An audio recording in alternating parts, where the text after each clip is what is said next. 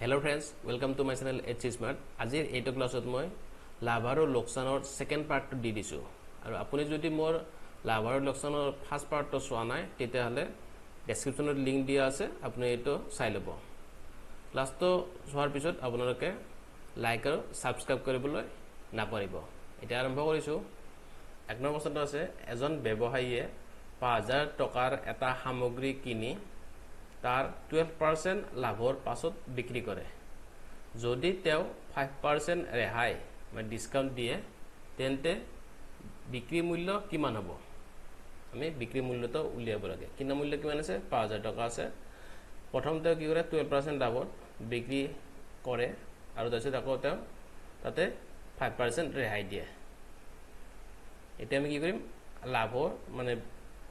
লাভৰ 12% লাভ দিতে বিক্ৰী মূল্য কিমান আছে হেতু প্ৰথম উলাই লম আমি কেনেকৈ লিখিম লাভৰ বিক্ৰী মূল্য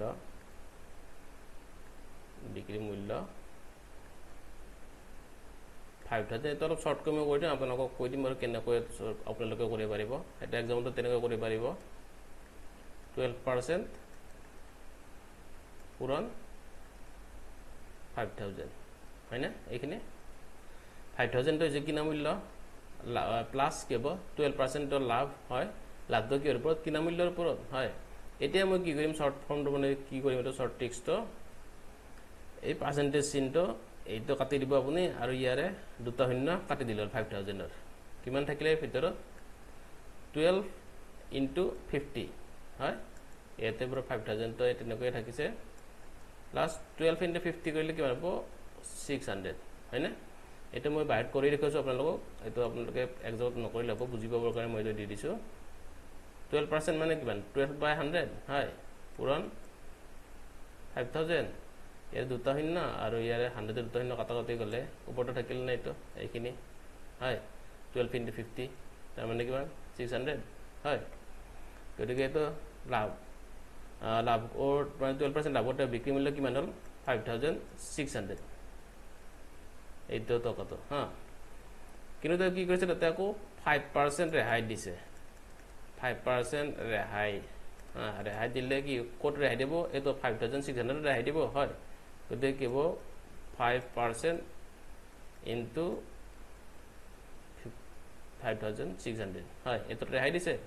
ইয়াৰ এটো মই তেনেকৈ কৰিম হা শৰ্ট ফৰ্ম কৰিম এটো পাৰ্সেন্টেজ আৰু এই দুটা শূন্য ক্যান্সেল কৰিলো ক্যান্সেল কৰিলে কি হ'ব 56 into 5 তাৰ মানে কি হবে आंसरটো 0280 হ্যাঁ 280 টাকা এটো ৰেহাই তাৰ মানে কিমান দিছে 280 টাকা ৰেহাই দিছে কোট ৰেহাই দিব 5600 ৰেহাই দিব হয় গতিকে ৰেহাই দিয়াৰ পিছত বিক্ৰী মূল্য কিমান হ'ব বিক্ৰী মূল্য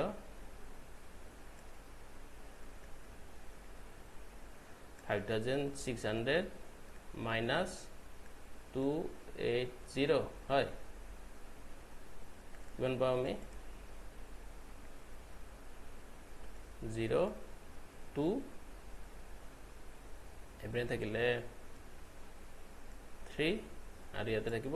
5 হয় না মানে ৰেহাই দিয়াৰ পিছত তেওঁৰ বিক্ৰী মূল্য কিমান হল 5320 কোনটো বহুত উত্তৰ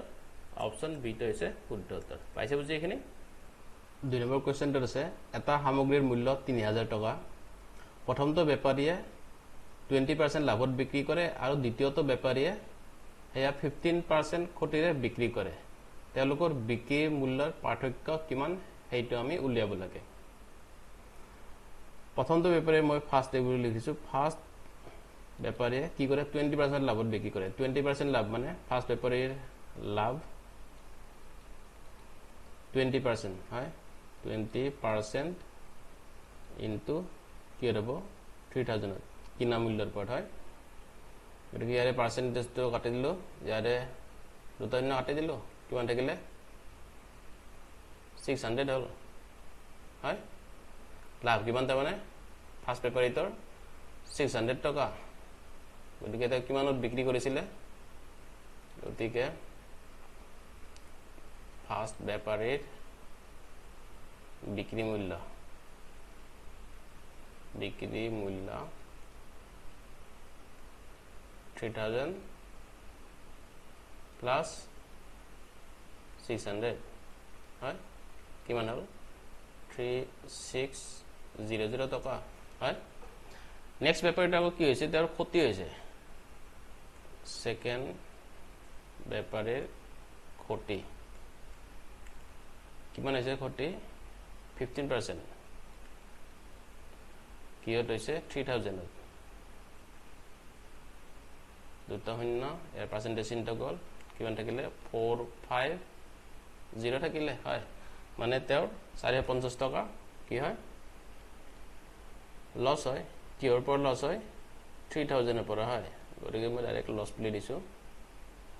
মানে তাৰ বিক্ৰি মূল্যটো কিমান বিক্ৰি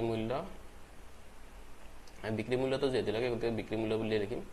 বিক্ৰি মূল্য কিমান তেওঁৰ সেকেন্ড জনৰ 3000 minus 450 হ্যাঁ তাহলে এটা কিমান বিক্রি করে 0552 2550 টাকা বিক্রি করে আমাক কি লাগে বিক্রি মূল্য পার্থক্যতে লাগে হয় মানে ফার্স্টের পর সেকেন্ডে বিক্রি করে বিক্রি মূল্য তো মাইনাস করে দিলে হল কিমান হবে গতিকে রিজাল্টটো কি হবে 3600 minus 2550 equal to কিমান পালো 1050 পাই যাম আমি মানে 1050 টাকাৰ ডিফাৰেন্স আইছে কোনটো যে শুদ্ধ উত্তৰ অপশন 8 আছে শুদ্ধ উত্তৰ পাইছে বুজি এটা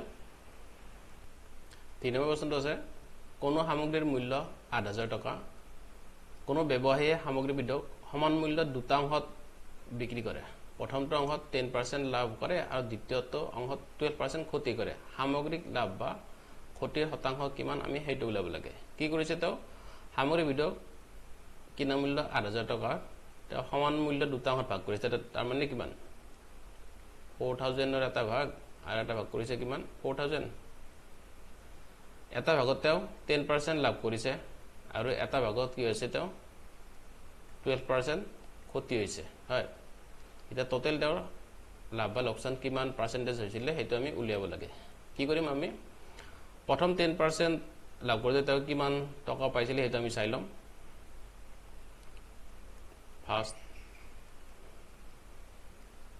লাভ এটা 4000 টত লাভ তো আমি উলাইলাম 10% into के 4000 এর উদাহরণ গল এর পার্সেন্টেজ চিন্তা গলে কিমান থাকিলে 400 মানে তেও 400 টাকা প্রথম লাভ কৰিছিলে এইটো নেক্সট কি কৰিছে আকৌ 12% সেকেন্ড ক্ষতি কিমান পাৰ্সেন্ট হৈছে 12% ক্ষতি হৈছে কিহৰ ওপৰত 4000 এৰ ওপৰত হয় পার্সেন্টেজ চিন্তা দুটা শূন্য গলে ইয়াতে থাকিলে কিমান 12 into 40 হলে কিমান হ'ব 480 480 টাকা তাৰ লস হয় মানে 12% ক্ষতি এটা টোটাল তাৰ লস কিমান হ'ব টোটাল লস কি কৰিব লাগিব 480 এৰ পৰা 400 যেটা লাভ আছিল এইটো মাইনাস কৰি দিব লাগিব হয় আমাৰ কি আছিল 480 তেও 12% ত 480 লস হৈছিল আৰু 400 টকা 10% তে লাভ হৈছিল গতিকে তেও লস কিমান হ'ব টোটাল 80 টকা হয় এটা 80 টকাটো কি উলাব লাগিব আমি পার্সেন্টেজত উলাব লাগিব দেখে পার্সেন্টেজ চিন্তা দিছো পার্সেন্টেজ কিমান হ'ব 80 divided by 8000 হবে তো কি কারণ তেও টোটালৰ দিছে গতিকে 4000 আর 4000 লগলে কি হৈছে 8000 এসে যে তোমাক 8000 তো দিয়ে আছিল হয় এইটো আমি 4000 এর উপরতে লাভ লস এই দুটা উলাইছিলো আমাক লাগে টোটাল কিন্তু কি 8000 উপর তেও লাভ বা লস কিমান হৈছিল এইটো পার্সেন্টেজ 100% হয় এরে দুটা শূন্য গল এরে দুটা শূন্য গল 8000 আৰু আকৌ ইয়াতে 80 ইয়াতে 80 গল কিমান থাকিলে তা মানে 1% তো কি এটো তেও ক্ষতি কাৰণ ইয়াতে তাৰ 80 টকা লছ হৈ আছে হয় গতিকে এইটো 1% ক্ষতি হয় পাইছে বুজি এইটো কোনটা আছে অপচন 3 টো আছে শুদ্ধ উত্তৰ পাইছে বুজি কোৱেশ্চন নম্বৰ 4 টো আপোনালোকৰ কাৰণে দি দিছো কোৱেশ্চনটো আছে এজন ব্যৱসায়ীয়ে এটা সামগ্ৰীৰ কিনা মূল্য 8000 টকা আৰু বিক্ৰী মূল্য 9600 টকা হেয়া হলনি কৰি তেওঁ হেয়া 10% ক্ষতিৰে বিক্ৰী কৰিবলৈ সিদ্ধান্ত ললে মানে তেওঁ কি কৰিলে 10% ক্ষতিত বিক্ৰী কৰিম বুলি সিদ্ধান্ত ললে নতুন বিক্ৰী মূল্য কিমান হ'ব অপচন 1 ত আছে 7000 টকা অপচন 2 ত আছে 7200 টকা অপচন 3 ত আছে 7600 টকা আৰু অপচন ডি ত আছে অপচন 4 ত আছে 7800 টকা এটা আপোনালোকে মোক কমেন্ট কৰিব কি পায় আনসাৰটো আৰু যদি নোৱাৰে তেতিয়াহলে মোক কমেন্ট কৰিলে হল নেক্সট ক্লাছত মই এটো দি দিম আপোনালোকক তো বন্ধুসকল ক্লাছৰ পৰা যদি আপোনালোকে উপকৃত হৈছে তেনেহলে লাইক আৰু সাবস্ক্ৰাইব কৰিব নাপাহৰিব লগতে আপোনালোকৰ বন্ধু বান্ধৱীসকলৰ লগত শ্বেয়াৰ কৰিব এতিয়ালৈ মানে ধন্যবাদ